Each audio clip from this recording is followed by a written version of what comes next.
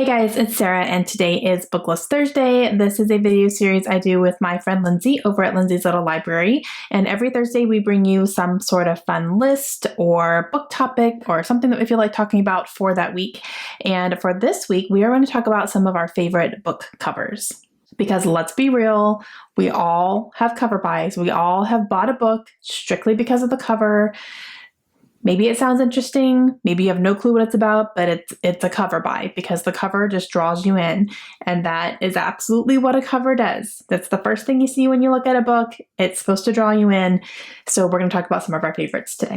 Now, I'm going to try to talk about some books that I don't talk about very often on this channel, so I haven't shown them a whole lot, but I do have them and I love the covers. These are not necessarily all-time favorite covers of mine because those I tend to show a little bit more often, so I'm going to try to show you some things I just don't talk about all that much. But the first one is First We Were Four by Alexandra Siruri. This is one that I read recently and really enjoyed it, and I love this cover because I just love the really big font on it.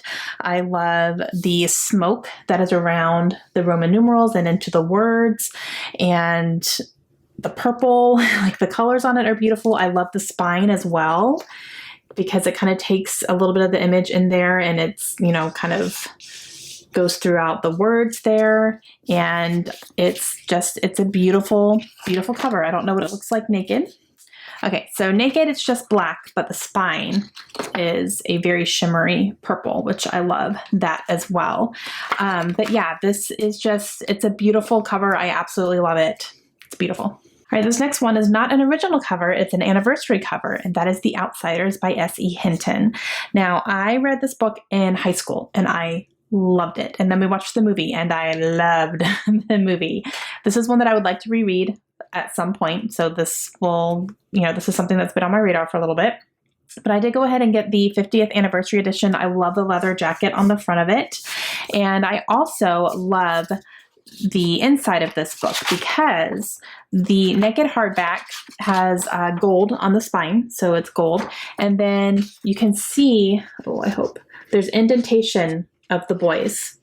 I really, really hope that you can kind of see it there, but it's like a debossed or a recessed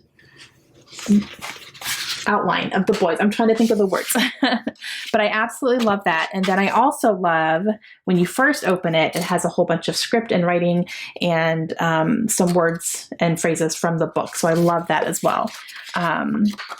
So overall, I just think this is a really well done anniversary edition. And again, just something I would like to reread at some point. Now, this is a book I have not read yet. Actually, the next three are books I have not read yet, but this cover, it's just beautiful. This is Beneath a Scarlet Sky by Mark Sullivan. This is a World War II historical fiction that takes place in Italy.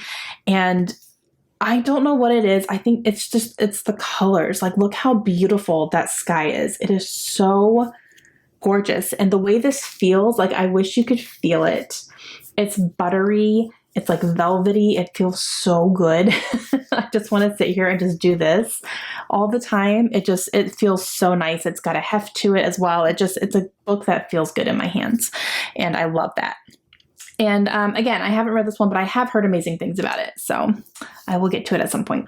All right, this next one is actually a short story collection, which I don't read very often, but I bought this when I was in Savannah because it is a Flannery O'Connor collection, and she was born in Savannah. She actually grew up in an orphanage there, and I saw the orphanage where she grew up, and I figured I would grab one of her books while we were there because that's where she's from. And I grabbed this one because, hello, there's a peacock on it. Love peacocks. They are one of my favorite animals. Owls is probably my first, and then I love peacocks. Apparently I like birds. I don't know. But actually Flannery O'Connor grew up on a farm and that raised peacocks. So that's kind of like cool, you know, to have this on her cover. But I love it. It's beautiful. It's watercolor. I think it's gorgeous. It definitely stood out to me when I was in the bookstore trying to figure out what I was going to take home. And so I definitely grabbed this one. And the last one is one of my more recent favorites. I absolutely love this cover. Now, this book has a different cover for the American paperback version, but I wanted to get this one in paperback because it's so beautiful. And that's If We Were Villains by M.L. Rio. Like, another one I haven't read yet, but I really, really want to. And I wanted the skull on it. Now, the American one, I'll put it up here. It's fine, but I didn't love it as much. It didn't stand out to me as much. But this one, I searched and searched. I got it on eBay because I wanted this oversized paperback and I knew it existed because I've seen people have it. And I believe this is an Australian copy from what I'm understanding. I don't know if the UK is the same or not, to be honest with you, but yeah, so mine came from Australia, but I love it so much. It was definitely worth the money getting it on eBay. But yeah, this is a book that I've heard really, really good things about, and I'm excited to read it at some point. Okay, guys, that is it. Those are some of my favorite covers that I have gravitated towards lately, and just some books that I haven't really shown that much on my channel, but I absolutely think of the covers when I think about these books. So go check out Lindsay's video today. I want to see what she's going to show for her favorite covers as well. And let me know some books that have some of your favorite covers. What is something that draws you naturally to a book? Like, are there any trends that are coming out for book covers that automatically makes you pay attention to a book? Let me know that too. What kind of grabs your attention when you think about covers of books? I'd like to know that. And I will talk to you guys again soon. Hope you have a great day. Bye.